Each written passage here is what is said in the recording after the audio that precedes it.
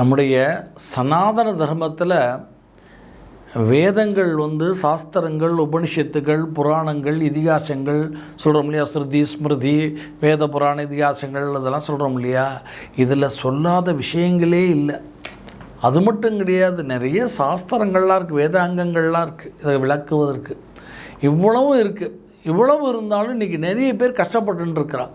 அப்போ நம்மெல்லாம் என்ன பண்ணுறோம்னா, அந்த கஷ்டப்படுறவாள் அந்த வேதங்களையும் சாஸ்திரங்களையும் புராணங்களையும் இதிகாசங்களையும் இதை பற்றிய ஒரு தேடல்களே இல்லை. போய் கூகுளில் போய் எந்த ஊருக்கு போகலாம், கொடைக்கானல் போகலாமா, ஊட்டி போகலாமா, குடிமலை போகலாம், சுவிட்சர்லாந்து போகலாமா, இதை மாதிரி கூகுளில் போய் தேடிட்டு சினிமா நடிகர்களையும் நடிகைகளையும் அரசியல் பற்றி தேடின்னு உட்காந்துன்னா வாழ்க்கை முழுக்க கஷ்டத்தை பட்டுகிட்டே தான் இருப்போம், பிரச்சனைகள் ஏதாவது வந்துகிட்டே தான் இருக்கும்.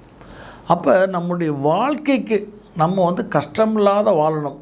சரி, இப்போ வசதியாக இருக்கிறவளை விடுங்கோ, ஏதோ புண்ணிய பலத்தால் பூர்வ ஜென்மத்துடைய புண்ணிய பலத்தால் வசதியாக இருக்கா. வசதி இல்லாதவளுக்கு அப்போ சாஸ்திரம் என்ன சொல்லியிருக்கு, அவளாவது குறைஞ்சபட்சம் தேடணும் இல்லையா. அதெல்லாம் அதனுடைய அடிப்படையில் அடியேன் சில குறிப்புகளை இந்த பதிவில் சொல்கிறேன். நம்முடைய பாரதத்தில் பாவங்கள் போனால் தான் ஒருத்தனுக்கு வாழ்க்கை நல்லா இருக்கணும். புண்ணியம் அப்புறம் பண்ணுறது ஒரு இருக்கட்டும், முதல்ல பாவங்கள் போகணும். அப்போ பாவங்கள் போகணும் என்னென்னு சொன்னால் அதுக்கு 2 வழிகள். ஒன்று, பிராயச்சித்த கர்மாக்கள் மூலமாக என்ன பாவமோ அதுக்குரிய பிராயச்சித்த கர்மாக்களை அது ஹோமங்களாவோ பூஜைகளாவோ செய்து தான தர்மங்களை பண்ணி பாவங்களை போக்கலாம்.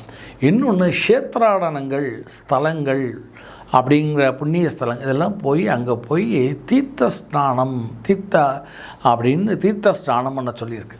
அதுலேயும் இந்த க்ஷேத்ராடனங்களில் போய் தீர்த்த ஸ்நானம் பண்ணுற மாதிரி பாவங்கள் போகிறதுக்கு ஒரு எளிய வழி எதுவுமே கிடையாது. அப்போ ஒன்றுமே இல்லை, சாஸ்திரம் போய் ஒரு க்ஷேத்ராடனத்தில் போய் அங்குள்ள புண்ணிய தீர்த்தத்துலேயோ சமுத்திரத்துலேயோ ஸ்நானம் பண்ணாலே பாவம் போகணும்னு சொல்கிறது. அப்பேற்பட்ட ஒரு ஸ்தலம் நம்முடைய தமிழ்நாட்டில் ஒரு புண்ணிய க்ஷேத்திரம்.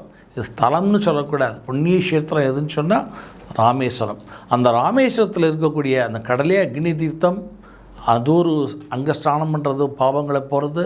அதுபோக 21 தீர்த்தங்கள் இருக்குது. அதுபோக கடைசியாக கோடி தீர்த்தம்னு ஒரு தீர்த்தம் இருக்குது. இதுபோக லக்ஷ்மண தீர்த்தம் அதெல்லாம் இருக்குது. இந்த தீர்த்தங்களெல்லாம் பற்றி நம்ம ஒவ்வொரு வீடியோக்களாக பார்ப்போம். ஏன்னா நிறைய பேர் ராமேஸ்வரத்தில் போய் நான் 21 தீர்த்தத்தில் குளித்தேன், கோடி தீர்த்தத்தில் குளித்தேன், அக்னி தீர்த்தத்தில் குளித்தேன்லாம் சொல்லின்னு இருக்கா. ஆனால் அந்த தீர்த்தத்தினுடைய மகத்துவம்லாம் என்னென்னு நிறைய பேருக்கு தெரியல. ஏன்னா அந்த ஒவ்வொரு தீர்த்தத்துக்கும் மகத்துவம் இருக்குது, ஒவ்வொரு பாவங்களை போகக்கூடிய சக்தி இருக்குது. அதை பற்றி நம்ம 22 வீடியோக்கள் பார்க்க போகிறோம்.